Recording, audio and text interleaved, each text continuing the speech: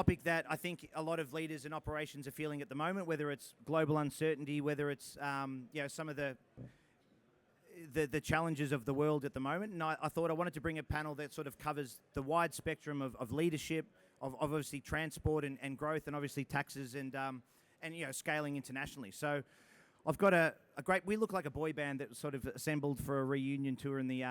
But we'll get through it. The content is good, but why don't I allow everyone to introduce themselves first and foremost, and then we can get going.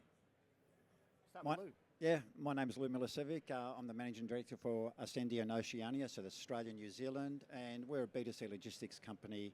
We're owned by La Poste and Swiss Post, and that's what we do, logistics. Nick Brill, CEO of Poolwerx. We've got operations in Australia, New Zealand, and the US. Roughly, we're a franchised organisation and been there for the last 7 years. If we were a boy band, you were the fat dancer at the back, Yes, and I am. we had the hot one, Correct. the hot one's brother. Right. I'm Chris from Avalara, head of sales for ANZ, and we do tax compliance solutions to make sure we take care of all the back-end stuff so you don't get any problems when you're expanding overseas. Steely. Yeah, look, that's the magician you've hired to follow you around. Nick, I'd like to start with yourself. Obviously, you're the global CEO of Poolwerx. For those who are not familiar with the business model, obviously it's a franchise operation across Australia and the US. Give us a bit of context into the business and the evolution to this point, and a bit of background. Very interesting business. When we sell it, because we effectively sell a business model to incoming franchisees, and when we talk to a franchisee around selling that business, technically the business is about water treatment in backyards and ensuring that when we go into a backyard, we treat the water appropriately, and then with your family, you can swim in the pool in a well-balanced environment that's not going to make you sick, and it's not going to complicate your life. So, but I'd take it a step further. We don't see ourselves as water treatment cleaners. We're not a cleaning business. We're not a maintenance business. We're all about ensuring that the backyard is an oasis for people to enjoy with their families and create backyard memories. Creating memories is a beautiful thing. Roughly how many franchises do you have across the network, and what's the split in Australia and New Zealand, Australia and the US? The US is about 25% the size of Australia. In Australia, we're 100 franchisees.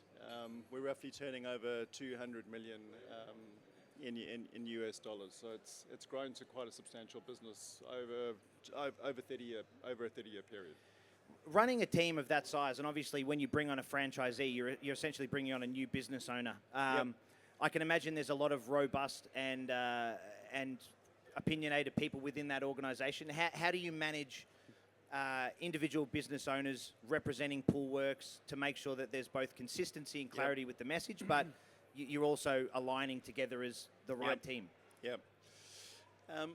My previous background was all about brand management, and I spent time in FMCG companies like Nestle was probably one of the largest ones, and the key to those brands is brand consistency, ensuring that you execute that brand well wherever you are. When we're selling a business to technically an entrepreneur, you're taking an entrepreneur from where they are and you're providing them systems and structure and the brand on a basis that they can adopt that and execute it in accordance with our strategic plan. But you're right, being an entrepreneur, everyone's got their own ideas, everyone wants to do it their way. So we've got systems and structures in place. We've got global management teams. We've got local management teams. We collaborate intensely with franchisees, and we do a lot of crowdsourcing in the sense of establishing what their ideas are, what their aspirations actually are. We take on that feedback and we look at how do we incorporate that and how do we systemize that in a uniform way across the system. This year has particularly been an interesting one from a global perspective. I think COVID's kind of the flashback moment I get in my mind from where some disruptions and where the supply chain is and rising costs and just the unique nature of doing business in this sort of climate. I suppose a question for all of you, and Lou, maybe for you to start with, how have you seen sort of from the transport and logistics lens, the complexity of business and cross-border operations sort of changing at the moment, given where we're at with diesel and fuel and prices and... I mean, honestly, it feels like a crisis every year, doesn't it? So, and the thing about it is, it's not going to change anytime soon. So we're feeling it. I know our customers are feeling it, and our staff talk about it a lot. So the Middle East crisis has impacted on costs. I mean, we're seeing fuel surcharges out there of 45%, 30%.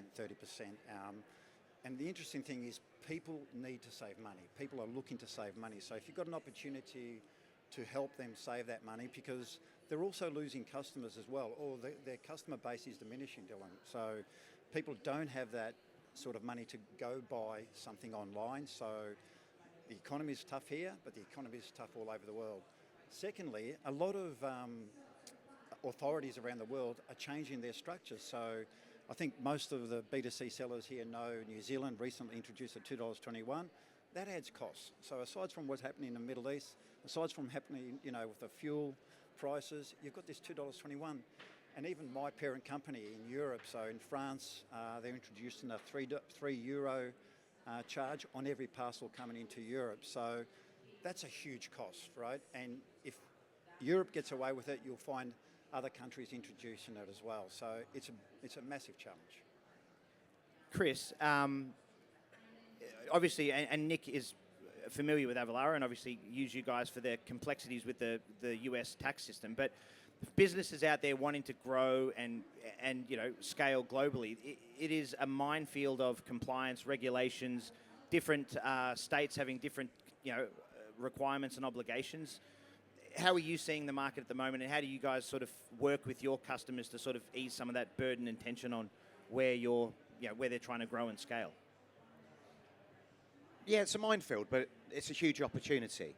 Australia's a lovely little market here, but the US is 20 times bigger. It's 350 million people. The EU, 750 million people. So it's a minefield, but the opportunity is absolutely massive. To your point of rising costs, customers are not willing or certainly don't want to pay more for their products as well. So you've got to find a way for any internal savings. And I'll give you a good example there. If you're exporting overseas, if you get your HS codes wrong, you're probably paying a higher tariff rate than you need to. So there's these little internal bits where you can make sure you're not overspending in order to make sure your customer doesn't need to overspend. In terms of the compliance in the US, we have it simple in Australia with GST, 10% every step of the transaction. In the US, there's 13,000 different tax jurisdictions. A single zip code can have 7 different tax rates. You and your mum could live across the road from each other, and you've got a different tax rate. So back in the olden days, if you've just got a B2B business, you could probably use tax tables and look that up and do the invoice and get that right. Now, particularly if you're selling online, obviously, you have to automate that to get the correct tax rate for your customer to pay, and then to make sure you're paying that to the relevant authorities. And if you get this wrong, I don't know, well, most of you have probably dealt with the ATO. They're actually quite helpful. The US tax people are not helpful at all. I kind of joke that they know what you owe them, but unless you tell them what you owe them, you're in trouble. So getting that compliance and complexity bit right from the start is so important. And I'd be intrigued, if I'm all right, to ask a question, to find what you found when you went into America. What surprises did you get? What did you not know until you realised you didn't know it, Nick? That's probably the correct place to start. Is we didn't know what we didn't know until we absolutely knew it. And at that point, we realized we needed a system to integrate into our system, and that's how we found Avalara, which was helpful, because the amount of things that people didn't know. We've got franchisees in pretty much in the majority of states within the Sun Belt in the US, and now we've actually moved into the Snow Belt. And as you're saying, it's different wherever you go. So there's not one consistent story that you actually have to deal with. There are multiple ways in which, and multiple pathways to solve. When you're making decisions, Nick, for the business and accessing the data, and where are you looking at sort of where to cut costs, where to invest, where to hold steady when you're trying to obviously maintain a quality product and service? You don't want to necessarily pass it on to the customers, but what information are you sort of looking at, and how do you make those decisions? No, it's a good point. I think at this period of time, given the costs that are coming through logistics-wise, majority of companies passing on the fuel surcharges to their customers, and there does seem like there's this mentality to pass it on. In Australia, as we know, it's deemed that inflation is going to rise to around 6%. We saw interest rates increasing yesterday, and there's Did they? I was busy yesterday. it did go up yesterday, and it's likely to go up another 2 or 3 times. So I think we're going to get to this point. You just can't simply just pass it on. And as you were saying early on, there's opportunity within that. So I think as sort of a retail cohort, I mean, one of our challenges, I mean, one of our largest challenges is retail in Australia and in the US. We can't just simply pass on the costs. There's this big sort of orange giant called Amazon that's challenging us, and they're doing things cheaper and better than us. And we need to create retail experiences to ensure that people are actually coming to our businesses. Lou, a customer now, we expect free shipping, we expect free returns, we expect it to be there same day or tomorrow. How are you talking to your customers about setting the right expectations for delivery and service, and where they should be spending more money or trying to save costs? Because you can't have it all. You can't have free. What's that old saying? You can have 3 things: fast, free, and quality, but you can only choose 2 or something. Yeah, they don't work in the same direction, do they? It's a real challenge. So one of the things that is a benefit with us, I guess, I'm trying not to sell Asendia, but if you have a multi-carrier, Hold it up a bit. if you have a multi-carrier solution, you do have the option of choosing carriers based on service or cost. And we made a bet not to talk about AI, but we're also now... Time's up there. I've lost the bet, have I? But we're also now looking at using all of the data points we collect from all of our last mile carriers to choose in real time what are the options. Because up until now, it's all static, right? So you choose this carrier for this area, this carrier for that region, et cetera, et cetera. So you can reduce cost just on, improving your service and having that AI model do that. The other thing we were talking about was HS codes. So rework, the overheads involved if you do something wrong, and then it's held in customs. So not only do you have an aggravated customer, but it costs you to make sure it's clear. So we recently had a customer here out of Brisbane that was selling pet type of supplements going into US, right? So you can imagine if something was held up, and we actually found out about 10% of their HS codes were restricted. So that pre-work in advance, before we even send the first shipment, try and understand what, and talking very closely with our clearance broker to ensure, can this get through? What do we need for this? Do we need to attach an MID, et cetera, et cetera? And although that was a bit painful in advance, it does reduce cost, and it does improve the customer experience if it goes through customs. The other thing Chris and I were talking about before, we had a customer sending diamonds. So Chris, the difference between 1 digit on a HS code? Between diamonds and mushrooms. And mushrooms. So just having accurate HS codes is a really important thing. So a little bit of pre-work in advance, Dylan, is the answer. Nick, when you're accessing data to make decisions within the business, what are you focusing on right now as the sort of key metrics that you think if we operate at these levels, the business is going well? Where, if something drops below a certain threshold, or you think, okay, this could be a worrying sign, and how do you make decisions like that in real time?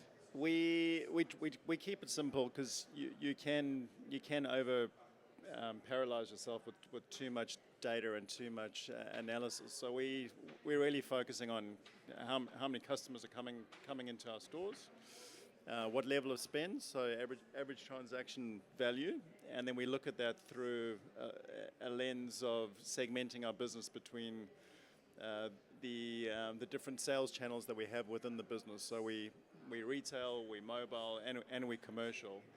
And we then cross-correlate in between that to ensure that if we are struggling, which retail at the moment is very up and down, but it then allows us to focus on our mobile business or our commercial business, and we're looking at that to see how do we take those opportunities and push the business forward. You mentioned obviously that talking about the in-store experience and making sure that you're giving a great customer experience.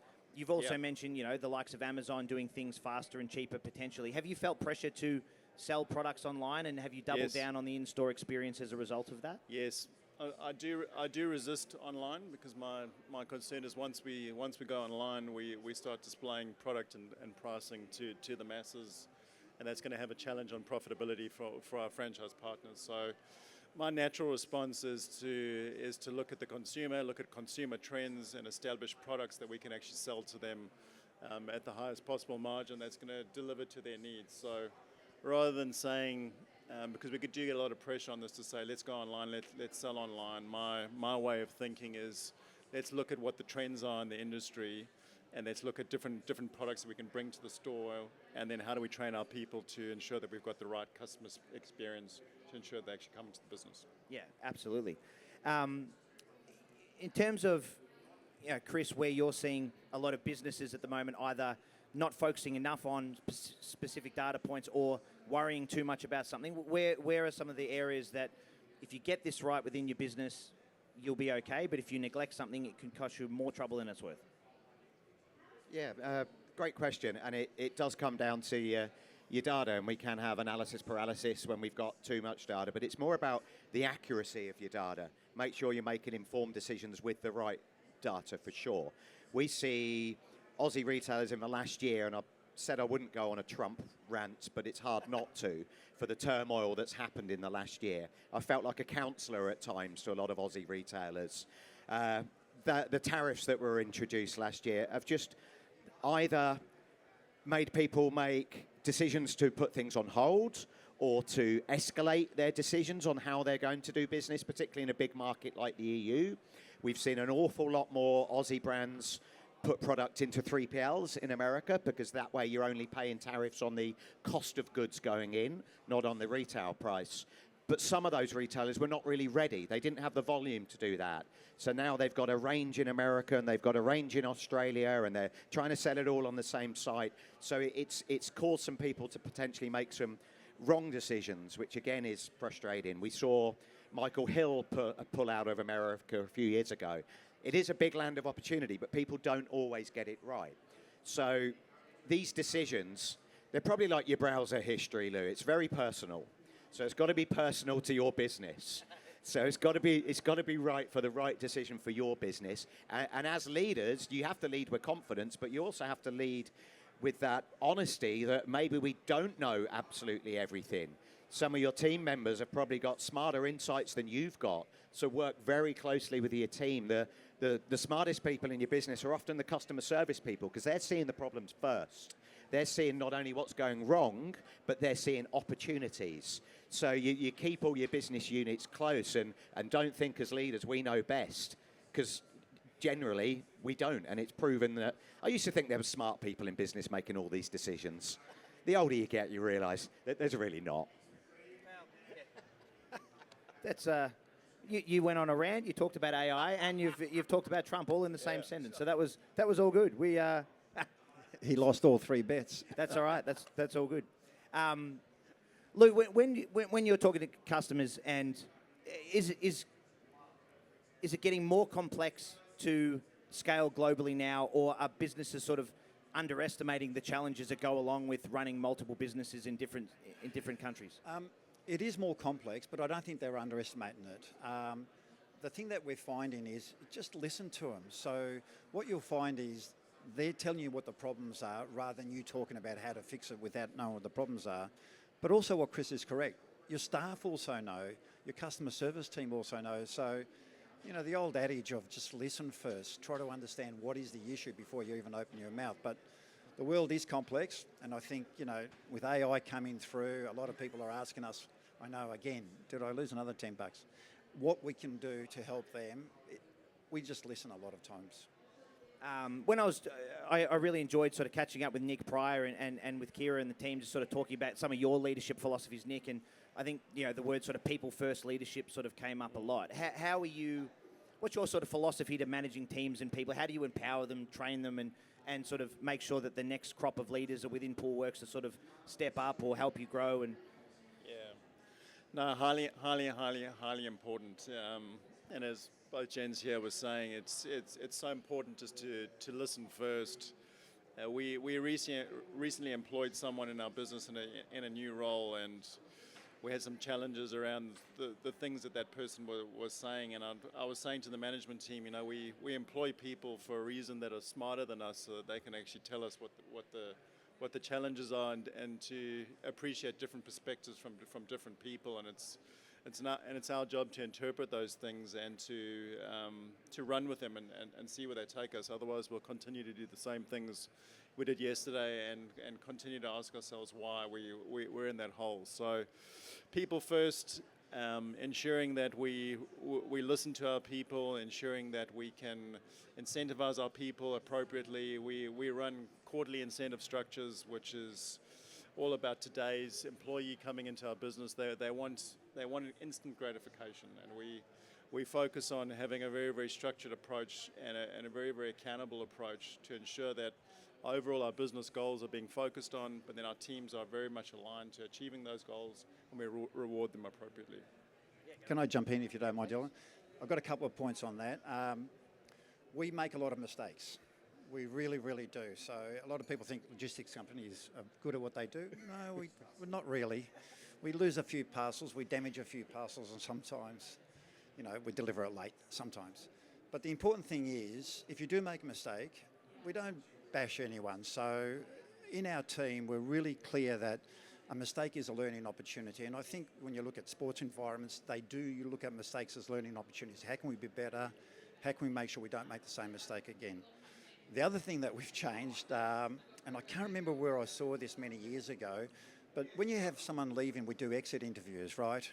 You know, what did we do bad? Why are you leaving? And what can we do better? Well, we've changed that around. So after 3 months, when someone starts, we then ask them, what did we do well? Because they're so fresh, they've come from maybe a competitor or from other industry, they've got all these wonderful ideas, and after a certain point, those ideas get drowned out. So to get them after the first 3 months rather than on their way out. So those exit interviews are done now after 3 months. And I think that also helps us become a better company.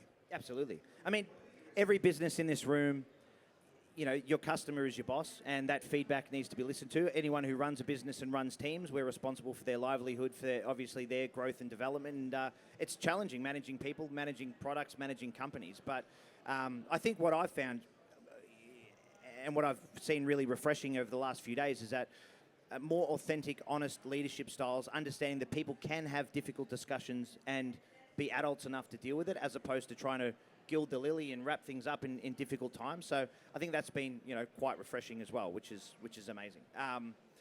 Chris, in terms of you know, opportunities in the market, or where businesses are kind of you know, expanding, you know, growing, where are some of the things that you're seeing with your customers that are sort of didn't exist a few years ago?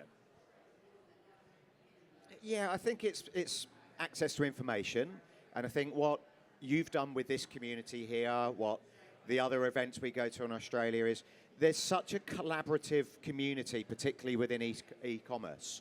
You don't need to figure it out yourself. There's people who will help you along the way. There's people who have gone through different experiences. And I think to some extent that culture is unique to the Australian market. I don't think you'd get people sharing knowledge as much in the UK or in the US. But we've got just a brilliant crowd of good people here in Australia that want to help and see other businesses succeed. Not necessarily a direct competitor, obviously. You might not share all information with them. But there are enough people. You see what the female founders group have done as well. There are enough people to help and see those opportunities so that you limit the mistakes that they might have made along the way. So I think collaboration, don't be afraid to reach out to someone. Don't be afraid to reach out to Alexa Dillon and go, hey, do you know of anyone who's recently looked for a 3PL? Can we share their experience so that we don't have to go through all of that? What's our different freight options at the moment based on our profile of products? You can ask around, and it's just really refreshing to be in such a supportive community who want to see people thrive. How do you change your leadership style from Australia to the US? And is that challenging? I'm laughing because yes, it is challenging. And I'm originally South African, so it complicates it even further. And South Africans are known for being very, very direct, and that was an initial challenge in Australia in itself. But then when you go to the US, you think you're not being direct, and it comes across as being very direct in the US. So within a period of 3 months, I've had to change my style, and you do need to phrase questions differently. You do need to come across with, I think, with a level of even increased empathy in the US. So it makes you think, and it makes you appreciate the diversity within each country in itself, and the culture within each country in itself. And we were talking before, but how much sort of time do you spend in Australia to the US market? Yep. And I think Texas is where you guys are based? Yep. Over the last 6 months, it's been once a month. Now I'll drop back to quarterly, and yes, Texas barbecue is my friend, and it's quite wonderful. And I'm about to buy a smoker for home, Nice. and get some brisket. Perfect. Do they have braais in Texas? They don't have braais. Everything is a smoker over there. Question for the panel, and obviously, when a company is looking to expand, what are some of the bottlenecks that sort of come up first, and are the things that sort of break first when you're sort of scaling, and what are sort of the solutions that you're offering to sort of help to sort of streamline that as well? Lou, we'll start with you. Oh, look, it's really interesting, that question, because there are so many advances in our industry outside of Australia. So recently there's been a big push with out-of-home solutions. People in Australia don't care about out-of-home solutions. Now, I say that they do care, and I know our friends across the road with the red label, they're rolling out lockers, but it's more convenient in Australia to drop off home rather than a locker. In Europe, we've got something like 45% of our deliveries are now to an out-of-home solution, like a locker, Pudo network we call them. So talking to the Australian retailers here, that's not something that they're interested in or they want, yet it's a massive change. Returns is another thing. It's not an afterthought. You really need to talk about how you're going to get your returns back, whether it's to a depot somewhere in US or Europe or in other parts of the world, or all the way back to your facility here. And then what are the options? You know, do you want to donate? Do you want to destroy? Or do you want to relabel? Because, and there's also that quality control, you know, just open it up, check to see if there's no red wine stains like that. So a lot of effort has to be, don't laugh, Dylan. I've got a lot of stories which I can't say on the stage, but and my... I saw a lady at the races last year and she still had the label in the back of her dress. I thought, that's going back tomorrow, isn't it? Yeah, that's what I didn't want to talk about out loud, but that does happen. So yeah, just a lot of those innovations which are interesting outside of Australia are actually really important. So do the work in advance to understand what your customers want and how different they are in different regions of the world. I think that's really relevant on the returns. Fashion companies have 30% returns. You've got to have that plan in place right from the off. Otherwise, it becomes a very expensive solution and an unhappy customer. And the key to global expansion really is customer retention. You want that person buying again. And the key to customer retention is customer experience. So right from the off, you want to make sure they know when they're going to get it. They know what to do when it goes wrong. They know what the tax is going to be when it's collected. So all of those bits, you get that right to start with, that customer will purchase again. When all these tariffs got introduced last year and it was just way too high, companies couldn't absorb them. Customers didn't want to pay them. So he ended up with some conversion rates dropping really low. So trying to preempt what the orange-faced buffoon is going to do is obviously quite hard. But having some kind of modelling or forecasting in there really allows you to pivot and make those decisions as quick as possible. Nick, I think when we spoke originally, you talked about the growth of Poolwerx, and I think you've managed to grow year on year. And Yep. how do you balance managing protecting margin versus protecting momentum? Yeah, it's depends on the lens that you use. Are you looking for cost savings now, or are you looking to invest now, or you're looking to drive your revenue in the future? So it's how we're looking at it at the moment is we've said we're going to set ourselves a 3-year plan, and we'll review that annually to achieve that 3-year plan. And I think that shift in mindset from we need to achieve everything now in this year is is helped us because we've got a 3-year picture as opposed to an individual 1-year plan. Yeah, absolutely. We've got a couple of minutes left, which is great. I could talk to you boys all day, which is fantastic. But when I suppose going back to the sort of topic of leading teams in uncertain times, and obviously very, very experienced people who work with a multitude of brands of all different sizes, what's one piece of advice you would give a brand who is scaling, leaders who are making decisions on the fly about what they can do right now to sort of secure the business moving forward and make sure that they thrive and survive? I'll go first. I don't mind taking a risk. So take a risk in a new market. It's really interesting. We have some really interesting brands, some very innovative retailers, and I'd say very resilient too. What I've experienced with some of these brands. And the other thing, just on that point as well, we always say be cautious. You don't break things and go fast, as they say, because some things go wrong. Nowadays, if you go viral, some social media influencer likes your product. We had a customer called Chop It. I don't know if you've heard of them, but they do chopping boards. She went viral just because of one social media influencer, and she couldn't pack enough product and ship it out quick enough. So sometimes trying to be cautious and go slow doesn't work. It just depends. This world is a very different world we live in. I can link mine to that. It's to have an innovative mindset, and with that, don't be afraid to fail. So test, learn, fail fast, take on the feedback, reinvest, keep on going.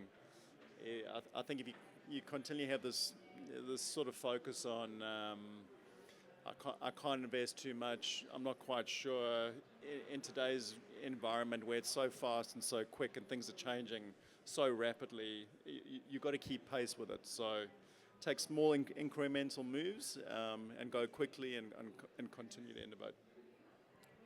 That's a great example. A global expansion can happen very strategically and very planned, and then it can happen almost accidentally. I had a customer who started selling a whole load of jumpers in Serbia. She had absolutely no idea why she was getting orders from Serbia. About 3 months later, she found out her product was featured in kind of a Sunday supplement magazine. So it can happen accidentally. So the test and learn, the data bits, that's all very relevant, but be prepared that something may hit you very quickly. Make sure your back end sorted, your compliance is sorted, your customer service is sorted. But yeah, enjoy that ride. The world is a really big place. There is a land of opportunity out there, and just make sure it's personal to your business to make sure it's successful. And just a final one, I suppose, little quick one. Are you optimistic or pessimistic about what the next 6 to 12 months look like from a global, business perspective? Should we be cautious, be optimistic? Where do you see where we're at currently? For me, it's a short-term, almost inconvenience is probably the way I'm looking at it. Yes, it's going to be challenging. We can't shy away from things, but I think as leaders, we've got to be the calmest people in the room, and we've got to project that to our people, our teams, whoever we're working with, and have that mindset that things are going to turn around, and we need to drive our teams to have that positivity. Yeah, look, definitely optimistic. We're a small brand in Australia. We're a big brand, globally. We have $4.5 billion, and I didn't even know that when I joined the company. So the opportunities for us are huge. So our growth is huge out of Australia and New Zealand. Definitely optimistic. The chaos we've got at the moment will be replicated and replaced with some other chaos in the future. We've got through the GFC, we've got through COVID, we'll get through this. So don't put stuff on hold for too long, but be cautious in your expansion plans. That brings us to the end of our conversation. I really appreciate it. Please thank Lou Milicevic from Asendia. Please thank Nick from Poolwerx, and please thank Chris from Avalara. Really appreciate the opportunity to chat with you guys, and thank you so much.